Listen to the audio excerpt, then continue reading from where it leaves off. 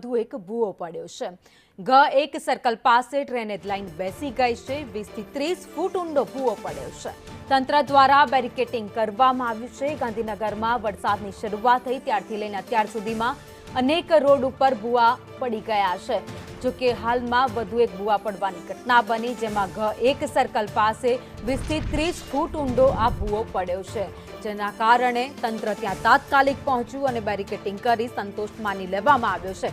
જો કે ભૂવો પડતા જ રોડ ત્યાં બેરિકેડિંગ કરાતા વાહન ચાલકોને મુશ્કેલી પડી રહી છે। ટ્રાફિક જામ પણ થઈ રહ્યો છે।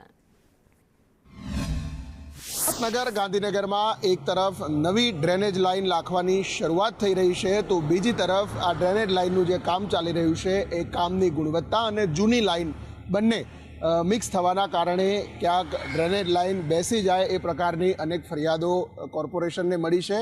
વધુ એક ભૂવો ગાંધીનગરના સેક્ટર 3 અને 4 પાસે એટલે કે G1 સર્કલથી G2 સર્કલ તરફ જતા રોડની બિલકુલ બાજુમાં લગભગ 20 થી 30 ફૂટ ઊંડો આ ખાડો જોઈ શકાય છે કે જ્યાં નીચે ડ્રેનેજની લાઇન પસાર થાય છે અને એ આખી લાઇન બેસી ગઈ હોવાના કારણે આ 20 થી 30 ફૂટ ઊંડો ખાડો પડેલો છે।